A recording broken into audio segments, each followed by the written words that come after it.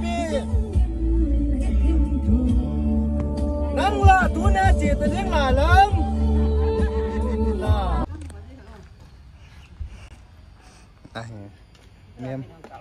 nem sắp luôn làm cây nụ cái thợ tiếng đổ ta làm cây buồn làm cây buồn làm cây nụ cái thợ đi hơn thợ tiếng hỏi này mềm sắp luôn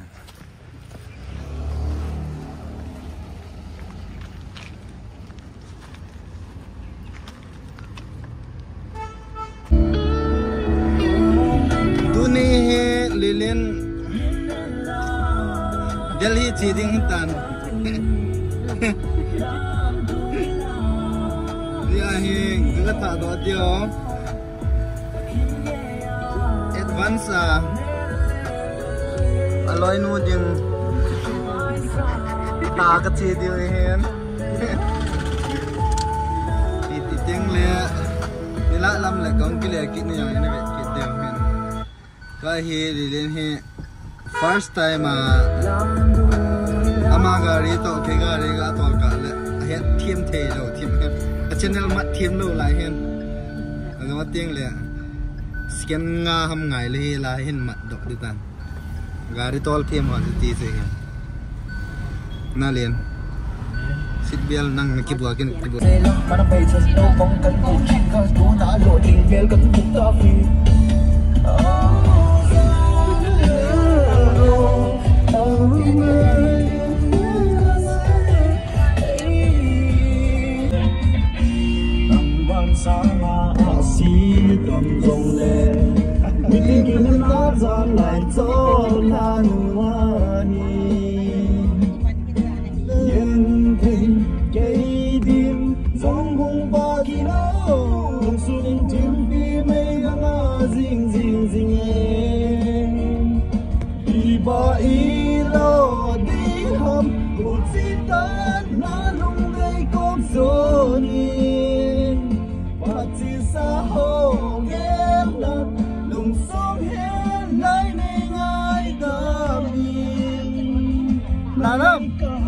Sanon tu mo, jeng, lah setengah tapi kami rumah lai, salah ni nge.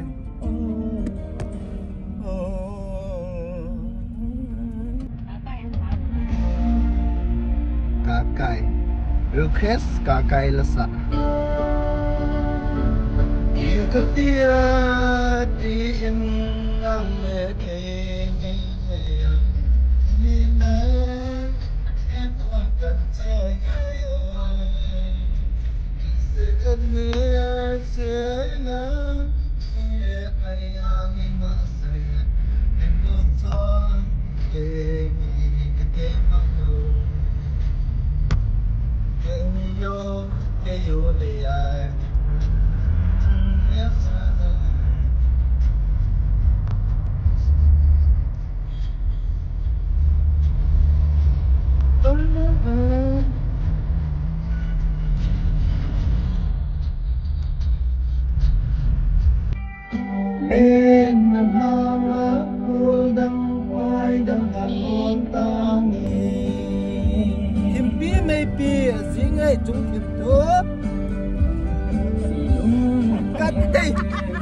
Lung tung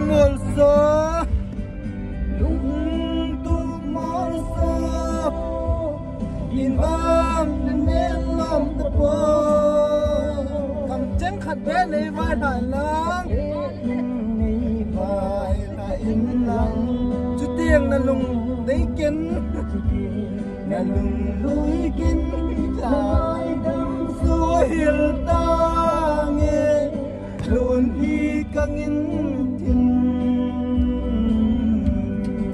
lên na langa. Nalanga goldang pai dang gahol tangi kimpi me piazinge treta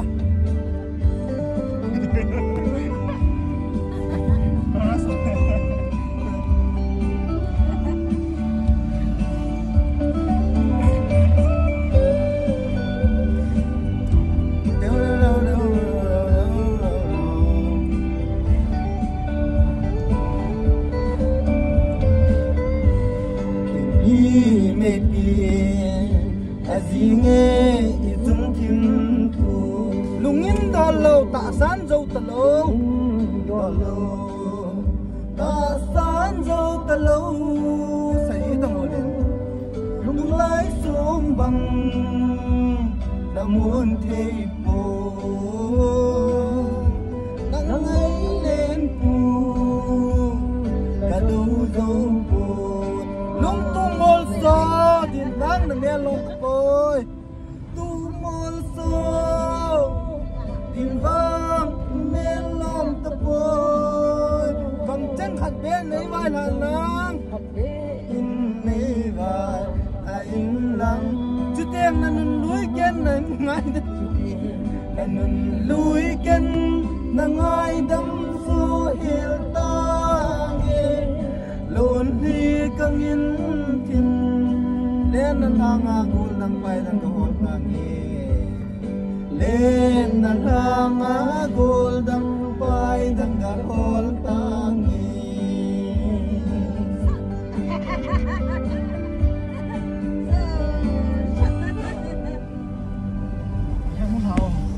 cố sinh sẽ là begin ngày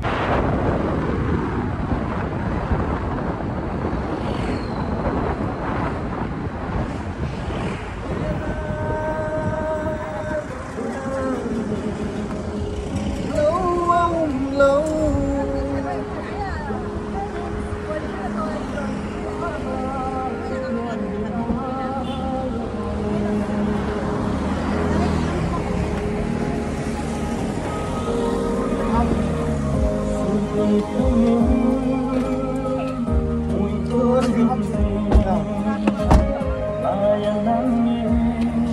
xen lại bằng núi lá dàn khổ gió nên hai mi có xin thầy lâu lung halin sim la ya luôn thiên a lungi anh nôm bé se barapa ni chứ nôm bé se en hai rồi lầnนี้tôi không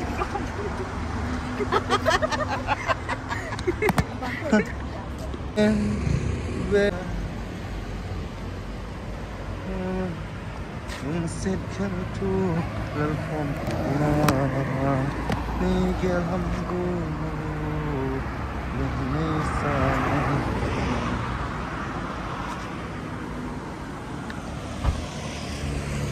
san minit rusim mo ba balay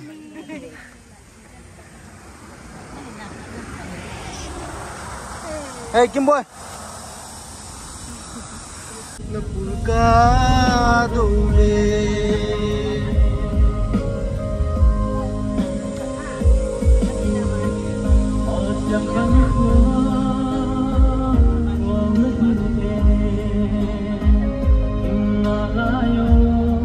in tông màu khát bên cây dòng đến thấy quên nó buồn đầu thì hãy bóng lại những nghe tròn bằng tua nhị tình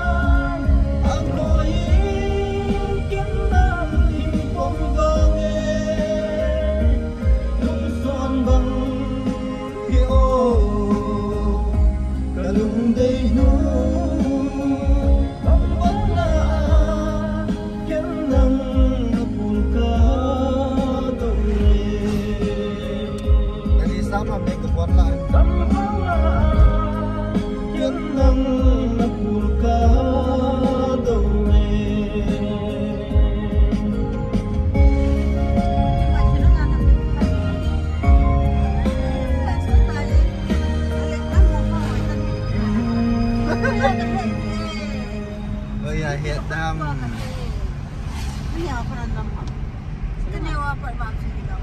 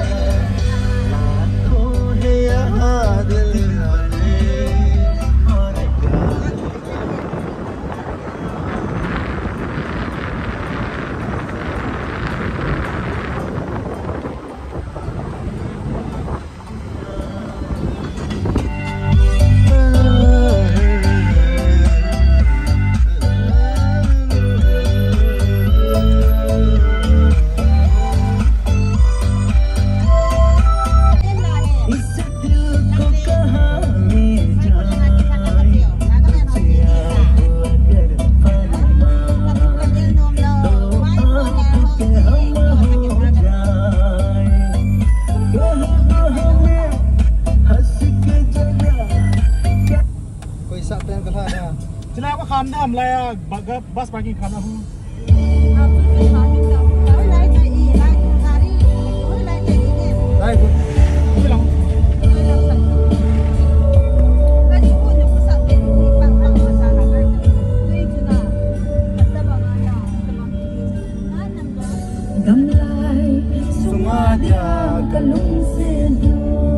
nang la jinga chit de jinga chita buồn ấy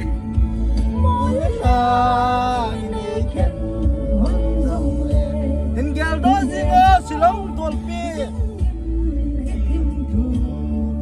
nang la tu na chit de ngalam la tu na chit de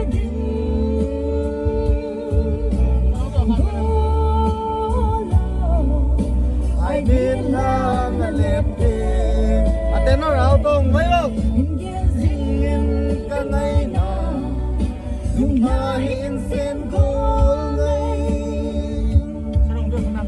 em xin à, lần lo đến đã tin, cô ngay luôn xin lo nghìn, cả lùng xin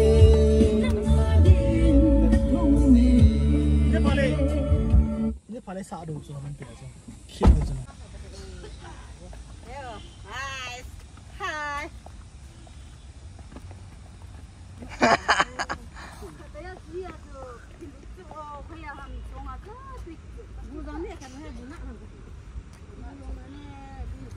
bus hola chula.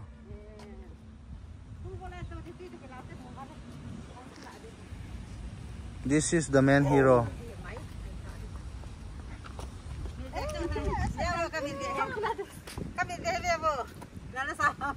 Come on.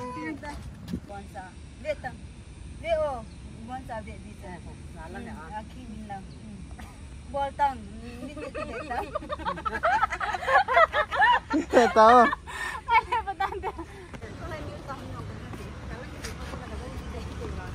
Berapa ni kelucai wen? Tuah hi. Si Dokiding Airport lang zone fading kita wen.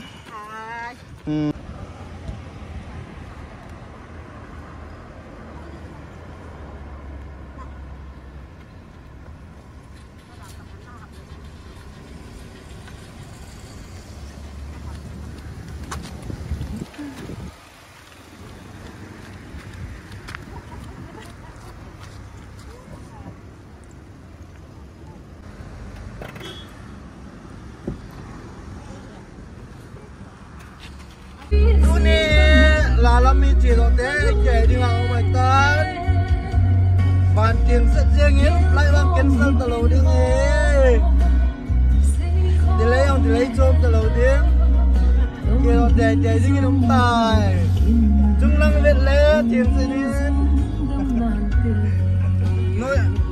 nuôi lang sung lang hoa bên này mua thế nên anh mình nuôi na bên mua thế nên hi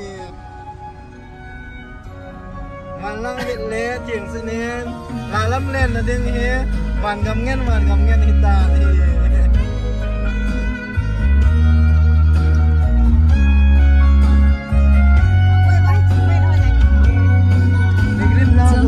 Sita lang titi, Dora mo titi.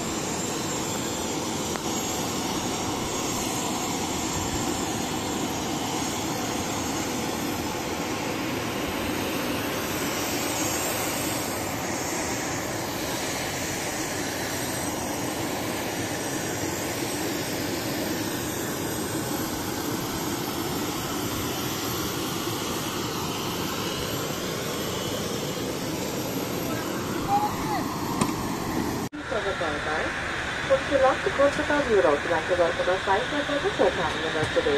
Our flight time will be 1 hour and 15 minutes. This starts in the command of Captain Michael Douglas. Second in command and first class over Shikha Victory. Your cabin seat today is Shivani and it's covered your seat cabin too. We would like to show you that we are very company. Thank you.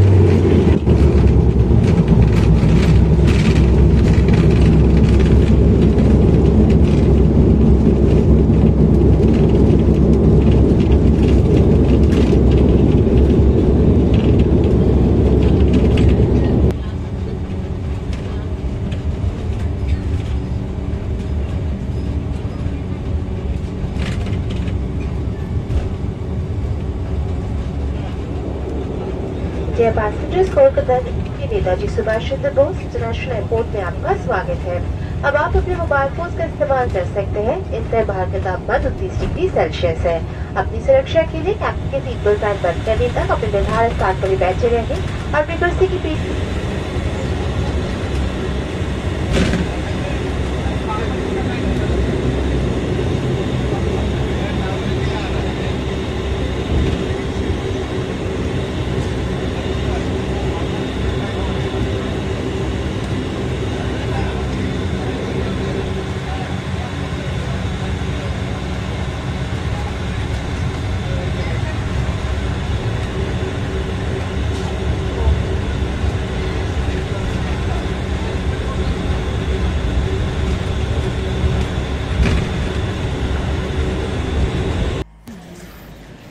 la lam jong Kolkata thang tan mà rằng alel pe se ta in video adang namu thei ta lo he video sim na ho chu chen chen nahi sa tao tin Shillong apana chin Kolkata thang tai về họ dâu sẽ bảo mê nên viện mà bảo mê subscribe bol ho dòng cho lại anh về riêng riêng họ dòng cho lại comment hình bol riêng riêng họ dòng nói chung là bên cái bài chạy tàu thì bye bye.